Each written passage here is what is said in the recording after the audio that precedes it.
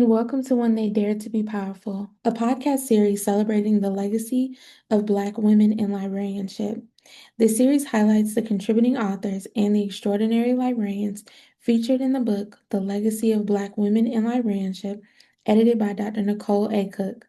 Together, these stories honor the brilliance, resilience, and leadership of Black women who have shaped and continue to shape our profession.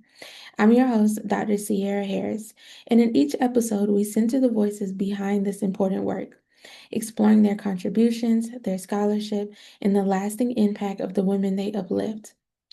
Each conversation in this series offers an opportunity to reflect on legacy, what it means, how it's built, and why it matters. These stories remind us that Black women have always been powerful forces in librarianship, even when their work went unrecognized or undocumented. Before we dive in, if you haven't picked up a copy of the book, I encourage you to do so today. It's an essential read for librarians, information professionals, scholars, and anyone committed to preserving and honoring our collective history. On today's episode, I had the absolute pleasure of speaking with Dr. Michael Weisenburg, who highlighted the legacy of the Augusta Baker. Michael is the director of the Urban Department of Rare Books and Special Collections at the University of South Carolina Libraries.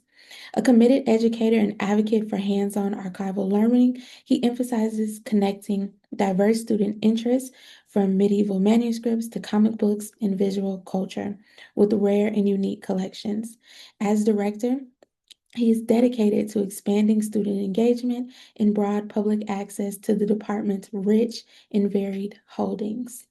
I'm so excited to share this conversation with you. Here is my conversation with Dr. Michael Weisenberg. Michael, thank you so much for joining me today. You know, we're here to talk about When They Dare to Be Powerful. And your chapter, one that I have been waiting to talk about, focuses on Augusta Baker, who is near and dear to my heart. So before we jump into all the wonderful things that went into your chapter, I want you to introduce yourself. So can you tell us just a bit about your background and how you came into your current position? Yeah, so hello everyone. I'm Dr. Michael Weisenberg, and I'm the director of the Irvin Department of Rare Books and Special Collections at the University of South Carolina Libraries. I came into my position sort of through more like traditional bibliography and book scholarship and textual scholarship. And I was originally hired in the Irvin Department to teach with the collections. And so most of what I'm going to talk about really is working with Augusta Baker's collections. Over the years, I've sort of moved into sort of administrative positions, and I'm now the director. And what drew me to Augusta Baker was really the fact that I'm at South Carolina, and we are home to both the collection of books that she donated to the university libraries, most of which are historic children's books, some of which are books about librarianship and anthropology, and then her archive, her archival collection. And so it became really incumbent upon me to be a good curator, steward, and educator and teacher with these materials. When I was at Carolina, I had the opportunity and the privilege of being able to go through her papers. Yeah. And that was the first time I've ever gone through anybody's papers. Can you just talk a bit about what kind of things she has in them? Because people don't know, and she has such a great collection. Yeah, so the papers, her archive, as it were, is a combination of things. It's her personal archive as well as her working archive. So there's notes and correspondence. One of the really important things about Augusta Baker and that we talk about in the chapter is she was children's librarian for the New York Public Library, which is the largest and arguably the most important public library in the United States. It's also the most influential, not just because of its size, but because it's in New York, which is a publishing hub for the nation. And so she had outsized influence on the publications of children's literature. She knew many of the creators, the artists and authors and poets who were making literature for children, and she knew many of the publishers and editors. And a lot of that correspondence is part of the archive, but also really fun things you'll see is like letters, like crayon drawing and handwritten letters from children that met her either at the library or because she went to their school who were writing her thank you letters and that sort of thing, or letters from teachers and educators telling her how important her work has been in reaching young people and getting them to learn to read. The other big thing that people always ask us about with the archive is we have the retirement book, the Festschrift, which is this complicated sort of book of original material. When she retired from the New York Public Library in 1974, uh, a bunch of creators, artists, illustrators, as well as publishers got together and they were each given a sheet of paper and they were told to draw, write, or do whatever they want with this sheet of paper. All of the sheets of paper were then collected and turned into this retirement book, and that's sort of the crown jewel, as it were, of the archive here in the library.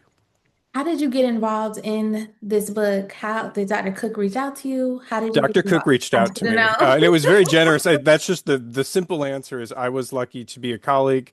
I am lucky to be a colleague of Dr. Cook's, and because I'm in the library and I work with the materials, she reached out and asked, "Did we want to work on this chapter together?" So I very quickly started looking through the letters, and it would have been too cumbersome to try and really summarize all of the correspondence. Perhaps a biography. Someone watching this video might want to. A biography on Augusta Baker, a full-length monograph, is probably due and worth writing.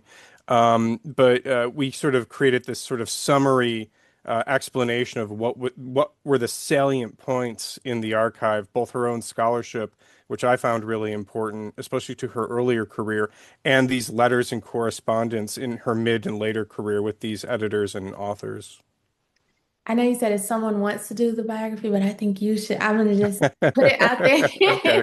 maybe. So, as you conducted your research, as you prepared to write this chapter, did anything about Augusta Baker's story stand out to you? Was anything surprising? Did you find out something new? Well, yeah, you always find out something new when you look through letters. Later in her career, we talk about there's this pivot, right? What I found is interesting was to see the arc of how her influence it was sort of like a wave, like a crest of a wave, where you can see her just sort of working to collect, well, what are the representations of Black people and Black children in books for Mhm. children? Just what's out there. That her earliest uh, bibliographies are just trying to create a survey of the field. And as she works and has greater influence, the bibliographies grow and change, and the content of them grows and changes to be more inclusive, more diverse, and more positive in their representations. And while she's very humble about it, it is a direct response, not solely from her work, but largely from the influence she had on the industry and on making sure that young kids were not only getting books and learning to read, but getting books that represented people like them and books that they would be want to be engaged with and sort of have an affinity towards. Really looking at literature from the child's perspective, which I think is a really important thing to do.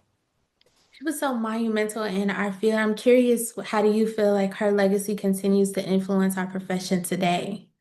Well, it certainly is really strong in South Carolina. I mean, the relationship with Richland County and with the university, there's, Dr. Cook is the Augusta Baker Chair. We have a chair in her honor. She was the first storyteller in residence here. And the idea that a storyteller would be an academic post was a novel idea. It was a new idea. I think her influence is still really powerful because the artists and authors who she influenced, many of whom aren't with us anymore, but Keats and Maurice Sendak and John Steptoe, their influence is still being felt, and we're seeing uh, artists and authors and storytellers working in their wake and building upon the types of books that they created in like the 60s and 70s that were out of her influence. And so we're seeing sort of like a third generation now of authors and artists who maybe don't even know who Augusta Baker is, but are her working under a paradigm that she helped create. Did any parts of her story really inspire you and your, like, as you continue to find your purpose and your place in our field?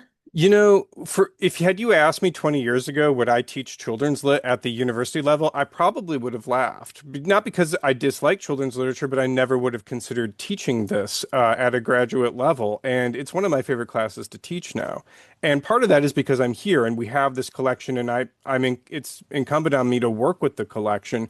But so really what it allowed me to do was sort of fall back in love with children's literature and allow myself the sort of humility because academics can be a little arrogant sometimes, and we like to think very highly of ourselves. But when you work with children's literature, you need to be really humble and thoughtful because you're doing this in service of people who are going to go out there into the field and be primary school resource librarians or be public librarians or to be teachers working on, on primary level education. And you want to make sure that they have the skills and the knowledge that they need to be good educators. And that's a humbling burden. But I'm much happier to have that than perhaps sort of other things I could have pursued.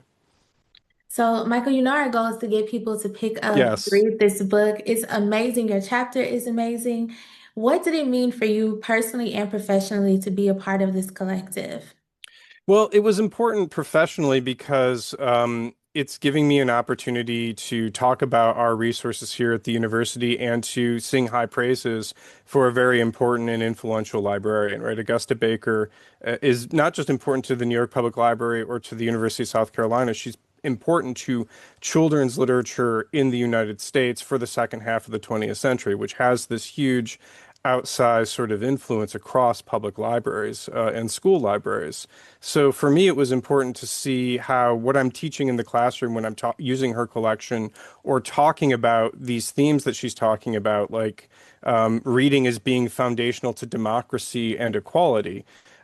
Being able to sort of promote not just within my own little sphere of the university, but broader in the discipline to be like, these are things she was talking about in the 30s and 40s and 50s that are still and perhaps even more important today.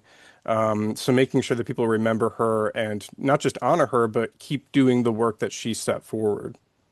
That's beautiful. That really is beautiful. We've been speaking from the standpoint of we both know who Augusta Baker is, Sure, that's a but good point.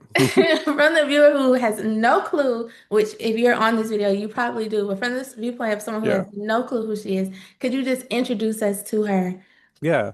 So Augusta Baker, born in 1911, passed away in 1998, was the children's librarian, the head of children's librarianship at the New York Public Library. She started out at the 135th Street New York Public Library branch in Harlem and was the children's resource librarian there for, I believe, like 17 years or something like that. She then moved to the central branch and oversaw all children's resources and programming for the entire New York Public Library system, which is a huge system. And by virtue of having that position in the 60s and early 70s, she came in contact with more and more of the publishers and creators who were making books for children. And she was basically telling them, look, there's not enough diversity, there's not enough inclusion, there's not enough representation in these books. You need to do better. And people really respected her and they listened to her and they slowly worked towards that. In addition to that, she, for I think several times was the chair for the Caldecott and Newbery Awards and oversaw other sort of things for the ALA over the years. So she was this really important sort of early powerhouse for librarianship and especially Black women in libraries in the early 20th century. She take away one central message from your chapter. What would you want it to be? That one person can make a huge difference. Because Mhm. at first she was just a librarian at a branch. Now, granted, the Harlem branch for the New York Public Library is still a very important branch, but she was one librarian who saw a problem and slowly and incrementally. The other thing, I guess, is one person, but also consistency. She kept going back and writing articles and bulletins and making arguments both in the scholarly literature of librarianship with her bibliographies and some of her scholarship on why it was important to do this. And again, keep in mind, she's doing this in the 40s and 50s. This is very early civil rights work that she's doing, but then the consistency with which she followed through with it, and then the generosity of what she was doing. Working in children's librarianship is a very sort of generous approach to librarianship. You're spending time with young people, imparting on them not just the ability to read, but the love of reading and the love of books. And this is really kind of, I mean, I don't want to get overblown, but it's kind of like sacred work, right? We're passing this cultural heritage down to the next generation, and it's incumbent upon us as a society to make sure that the next generation gets that education and has not just the ability to read, but the love of reading and the desire to sort of see themselves in literature and culture and to share that with each other amongst themselves. So I mean, there's nuances and details in the article, but the overarching goal, I think, is this one of generosity, but also tenacious scholarship. It's beautiful. So, looking ahead as we close, what are your hopes for the future of our profession, especially for Black women and other emerging professionals entering the field right now? Yeah, I think two things, and I'm not going to stick on the doom and gloom for too much, but in all honesty, it is kind of a dangerous moment to work in libraries right now, especially in the United States. And that's a sad and scary thing. But the hopeful thing is I'm seeing more and more students like you coming through the program and being able to support them, whether it's through scholarships or just, having internships and programs or supporting your local library and making sure librarians have the support and the resources they need to work for all of the children in their community of users, right, is really important. And it's heartening to see the next generation of librarians coming up and really wanting to do this. All of the students I work with here at South Carolina are extremely passionate. And I know students at other programs are too. People don't go into librarianship for wealth and fame. They go into it because they love the service aspect of the work. And that's really heartening. And I think just continuing that work and moving it forward and making sure that the next generation has the resources and the support to keep doing this good work is really what the future of librarianship is. It's beautiful, and that's a beautiful way to close. We want to encourage readers to pick up When They Dare to Be Powerful. Check out chapter 1, which is all about Augusta Baker. Michael, thank you so much for lending your expertise and your time to contribute to such a beautiful body of work. We hope this is just the beginning and that you go on and write that biography because we would love to read that as well. Thank you so much. Yeah, thank you. It was wonderful talking to you. I want to send a special thank you to Michael for your meaningful contribution to the legacy of Black women in librarianship. Your work is powerful, necessary, and deeply affirming, and we are better as a profession because of scholars like you. If you haven't done so already, honestly, what are you waiting on? Pick up a copy of the book today and spend some time with these stories. They deserve to be read, remembered, and shared.